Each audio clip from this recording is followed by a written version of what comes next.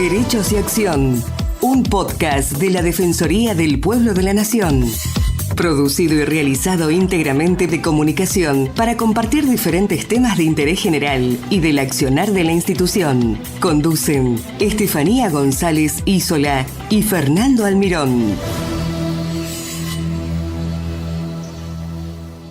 Dolor, ansiedad e insomnio. Las principales razones para consultar por cannabis medicinal.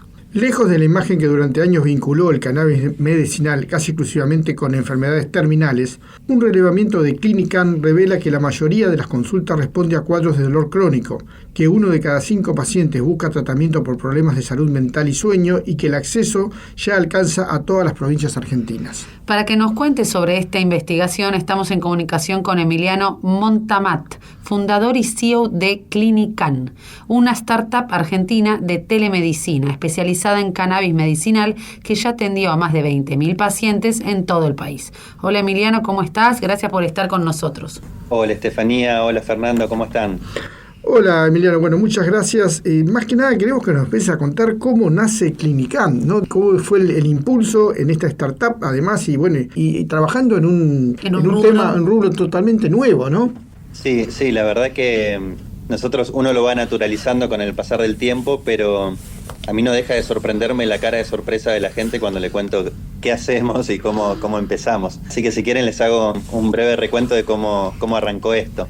Año 2016 fue como nuestra primera experiencia. Mi papá era médico traumatólogo y cirujano, especialista en medicina del dolor, y mi mamá era una psicóloga que enfermó, que tuvo un cáncer muy agresivo en el cerebro, grado 4, y sí.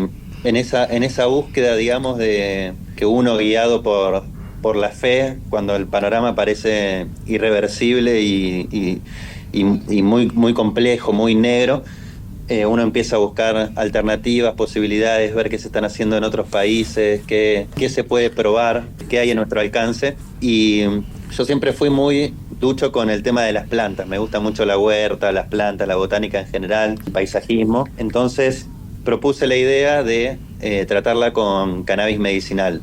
Me puse yo manos a la acción con el tema productivo en una época donde era totalmente ilegal, no teníamos ninguna ley en Argentina que nos ampare, pero cuando uno cree que está haciendo lo correcto y que existe al menos una esperanza de poder aliviar el dolor de un ser querido, queda en un segundo plano, ¿no? El riesgo que uno puede llegar a tomar.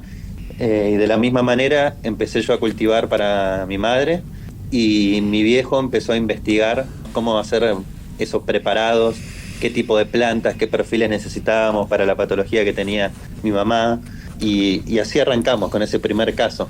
Nunca supimos si fue el cannabis o si fue, lo que algunos llaman milagro, pero es un cáncer muy agresivo que suele dar síntomas hasta que digamos, fallece la persona. Suelen ser periodos muy cortos, a veces extremadamente cortos. Sí, conozco gente. Semanas, claro. Bueno, mi vieja sobrevivió 4 años con ese tumor muy agresivo en el cerebro. Incluso todos los médicos tratantes estuvieron sorprendidos, ¿no?, de cómo lo sobrellevó. Sí. Y además lo que sí sabemos es que el cannabis le ayudó mucho para lo que es el ánimo, el dolor, el sueño, el apetito. O sea, para contrarrestar los efectos de la quimioterapia. Sí, que es muy agresiva, sí.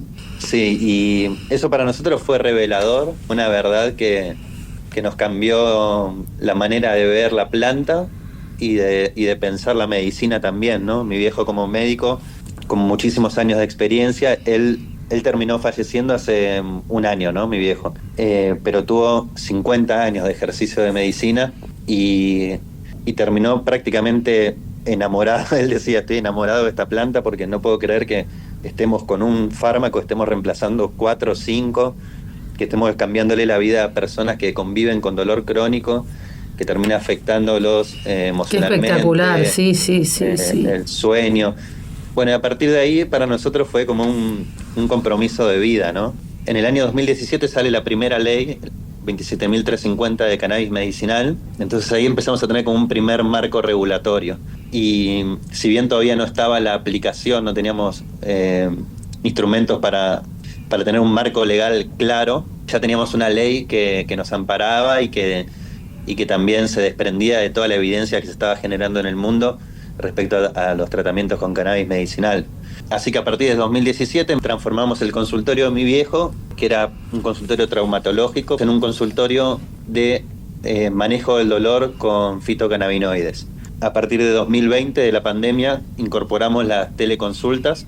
Yo empecé a ayudarlo a mi viejo con toda la digitalización, esa parte que es del mundo del cual yo venía, digamos. Sí, de la informática. Exacto, informático. Y empezamos a digitalizar procesos, incluso las consultas médicas.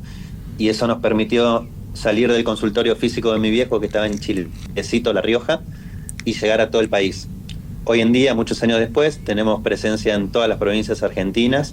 Hemos atendido más de 20.000 pacientes, más de 28.000 consultas médicas. Incorporamos nuevos especialistas, ampliamos el equipo. Hoy en día tenemos 10 médicos con un marco ya mucho más claro a partir del ReproCan, que es el registro del programa de cannabis, que permite un marco legal concreto y específico para pacientes que se tratan con cannabis medicinal.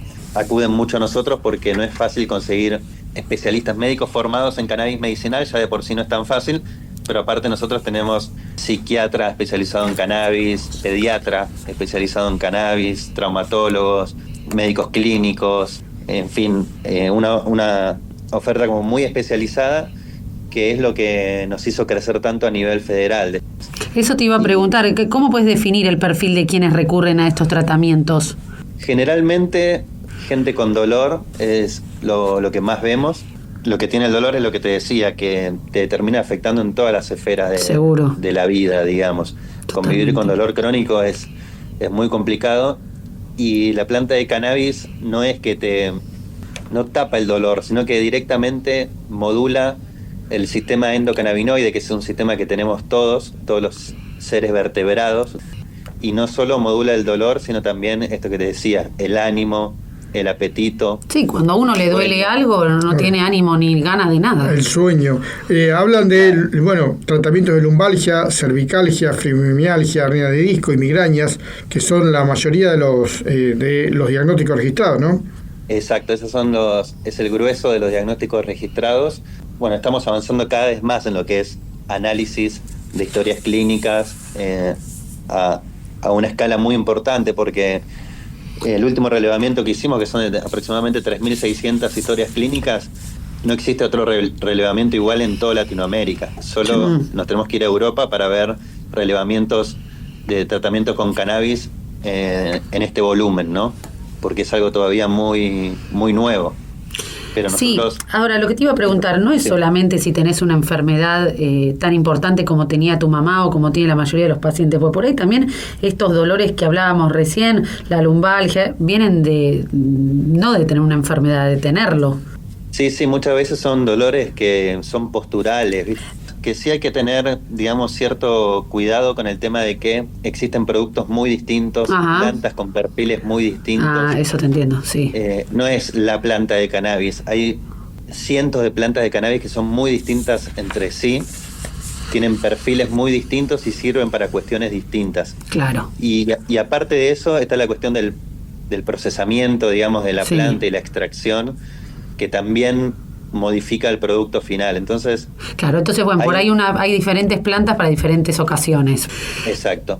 Por eso siempre promovemos y difundimos que sea acompañado por un médico especialista en cannabis. No hace falta que sea nuestro equipo, pero acudir a alguien que sepa sobre el tema en específico, porque aún hoy, si bien acá en Argentina hay cada vez más propuestas académicas, digamos, de formación para los médicos, aún hoy en la facultad no se habla del sistema endocannabinoide, que es algo, clave, pero que no tiene tantos años de haber sido descubierto, ¿no? Sí, es verdad, todavía sigue sorprendiendo, más allá de que se conoce que hace un montón, sí, está. Claro, pero todavía los médicos no lo tienen como parte de su formación, digamos. Exacto, Emiliano. ¿Y los adultos mayores presentan un comportamiento diferente?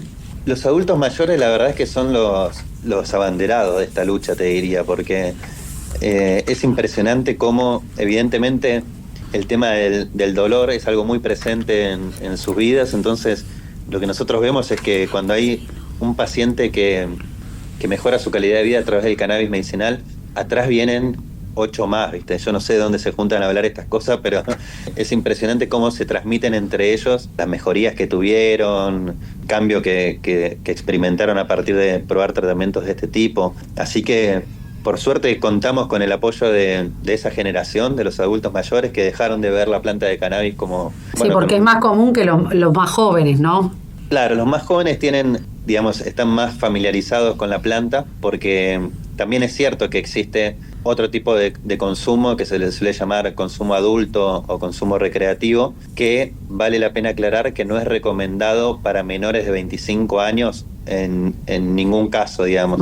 Cuando es a nivel clínico y cuando es indicado a nivel clínico es porque hay que atender una patología en particular, como por ejemplo una epilepsia refractaria y el niño necesita el cannabis, pero comenzar a consumir cannabis para un uso recreativo, digamos, no, antes de los 25 años hay mucha evidencia respecto a que no es bueno, digamos. Claro. Bueno, para ir, como quien dice, cerrando la idea, la experiencia que han tenido es muy buena, es decir, se necesita o se están buscando profesionales capacitados para que sigan atendiendo este tema y que en todo el país, en todas las provincias, hay demanda de la telemedicina, por supuesto, y los tratamientos.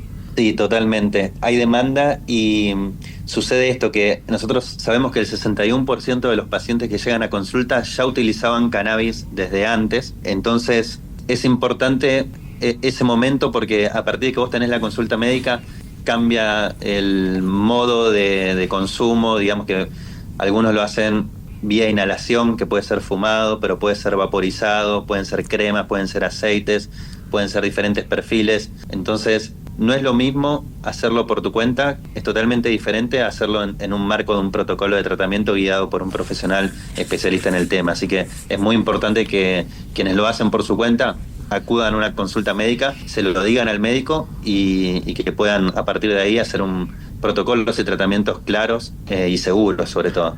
Emiliano, te agradecemos mucho, por supuesto, y muy claros los conceptos, muy importante la información, porque es un tema que mucha gente no conoce. Muchas gracias. Muchísimas gracias a ustedes por darnos lugar. Gracias. A vos, Emiliano, hasta luego. Muchas gracias por escucharnos. Los esperamos en una nueva emisión de Derechos y Acción.